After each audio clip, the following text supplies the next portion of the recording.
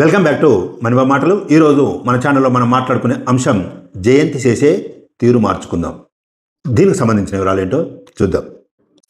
సంవత్సర కాలంలో ప్రతి నెలలో ఎవరో ఒకరి దేశ నాయకులు ప్రముఖులకు సంబంధించి జయంతి కార్యక్రమాలు కానీ వర్ధంతి కార్యక్రమాలు కానీ వస్తూ ఉంటాయి. అయితే ఏప్రిల్ నెల విశేషం ఏమిటి అంటే ఏప్రిల్ నెలలో ఏప్రిల్ 5వ తేదీ బాబు జగజీవన్ రామ్ జయంతి, ఏప్రిల్ 14వ తేదీ వచ్చేసి డాక్టర్ బిఆర్ అంబేద్కర్ జయంతి. వీరిద్దరి జీవన విధానం మధ్యన చాలా సారూప్యత ఉంది. ఇద్దరు పోరాడిన లక్ష్యాలు దళిత అభ్యున్నతి కోసమే. వీరిద్దరి కూడా ఒకే నెలలో ఉండటం అనేది నిజానికి ఒక పండుగ వాతావరణం.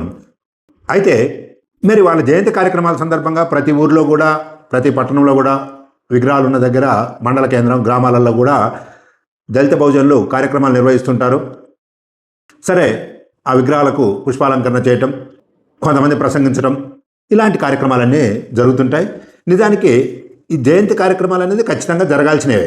ఎందుకంటే వారు మహోన్నత వ్యక్తిత్వంతో చాలా అట్టడుగు స్థాయి నుంచి అత్యున్నత స్థాయి వరకు ఎదిగి వారు ఎదగటంతో పాటుగా తమ జాతిని, తమ వర్గాన్ని, తమ ప్రజల్ని కూడా ఎదిగేందుకు బాటలు ఏర్పరిచిన మహనీయులు కాబట్టి ఖచ్చితంగా వారిని సదా స్మరించుకోవాల్సిందే. వారి జయంతి కార్యక్రమాలు కానీ వర్ధంతి కార్యక్రమాలు కానీ చేసుకోవాల్సిందే. మామూలుగా చేసుకోవాల్సింది కాదు, చాలా ఘనంగా నిర్వహించుకోవాల్సిందే. మీరు ఇప్పుడు ఘనంగానే నిర్వహిస్తున్నారు కదా, మనం ఈ వీడియోలో మీరు ప్రత్యేకంగా మాట్లాడుకునేది ఏముంది అనేది ఇప్పుడు చెప్పబోయే అంశం. ఏమిటి అంటే చాలా సందర్భాల్లో ఈ కార్యక్రమాలను ఎంత మొక్కుబడిగా చేస్తున్నారు చాలా ఊర్లలో అంటే, గత కొన్ని సంవత్సరాలుగా ఆ కార్యక్రమంలో ఎవరైతే ప్రసంగించారో మళ్ళీ వచ్చేసి వాళ్ళే ప్రసంగిస్తుంటారు. గత కొన్ని సంవత్సరాలుగా ఎవరైతే ఆ కార్యక్రమానికి శ్రోతలుగా ఉన్నారో వాళ్ళే వింటుంటారు. వినేవాళ్ళు వారే, మాట్లాడేవాళ్ళు వాళ్ళే. ఎక్కడ కూడా జిరాక్స్ తీసినట్టుగానే ఈ యొక్క ప్రోగ్రామ్స్ జరుగుతున్నాయి. కొత్త భాగస్వామ్యం, కొత్త యువత కానీ కొత్త విద్యార్థులు కానీ ఇందులో పార్టిసిపేషన్ లేకుండా జరుగుతుంది. ఇంకా దురదృష్టకరమైన విషయం ఏంటంటే కొన్ని ఊర్లలో ప్రత్యేకంగా జనాలు రాక, అంత మొబిలైజేషన్ చేయక, అంత చైతన్యవంతంగా అందరిలోకి ఈ భావన వెళ్ళిపోక ఎవరో ఒకళ్ళు ఉండాలి, మాట్లాడాలి కాబట్టి మున్సిపల్ కార్మికులనే మామూలు డ్రెస్సులలో వచ్చేసి అక్కడ కూర్చోబెట్టి శ్రోతలుగా ఉంచే పరిస్థితి. ఇంత మొక్కుబడిగా కార్యక్రమాలు చేయాల్సిన పరిస్థితి ఏమిటి?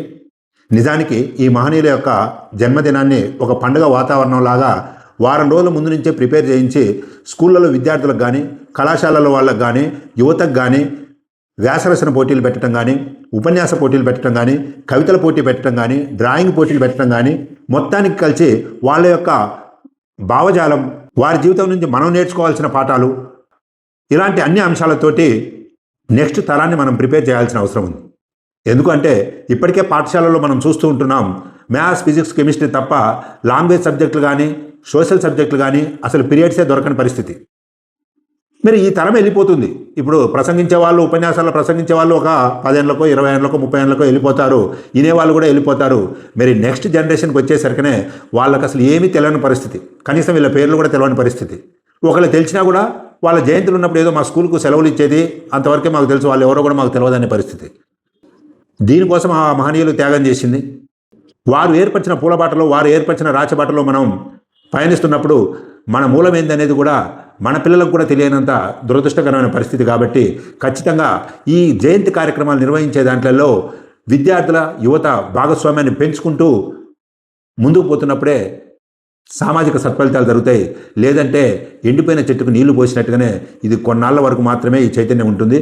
తర్వాత క్రమేణా వారి యొక్క ప్రభ తగ్గిపోతుంది. కాబట్టి ఈ విషయాన్ని దళిత బహుజన మేధావులు, ఉపాధ్యాయులు, న్యాయవాదులు అందరూ కూడా పరిగణలోకి తీసుకొనుండి ముఖ్యంగా విద్యార్థుల్ని, యువతరాన్ని భాగస్వామ్యం చేసుకుంటూ మన జయంతి కార్యక్రమాలను నిర్వహించడం అనేది చాలా ఆవశ్యకం అని భావిస్తున్నాను. ఎందుకంటే నెక్స్ట్ సమాజం ఎవరంటే ఈరోజు పిల్లలే. మీకు ఈ ప్రతిపాదన నచ్చినట్లయితే మీరు వ్యక్తిగతంగా అలా భాగస్వామ్యం తీసుకొని ఉంటూ అందరినీ కలుపుకోపోతూ నిర్వహించే కార్యక్రమాలు ఏమైనా ఉంటే మా దృష్టికి తీసుకొని వస్తే తప్పకుండా ఇతరులకు చైతన్యవంతంగా ఉండేలా మేము మా ఛానల్ ద్వారా అందరికీ ప్రసారం చేస్తామని తెలియజేస్తున్నాను. ఈ వీడియో పైన మీ యొక్క అభిప్రాయాలు కామెంట్ రూపంలో తెలియజేస్తారని ఆశిస్తూ థ్యాంక్ యూ ఫర్ వాచింగ్. మరో ఆసక్తికరమైన అంశంతో మళ్ళీ మేము ముందుకు వస్తాను.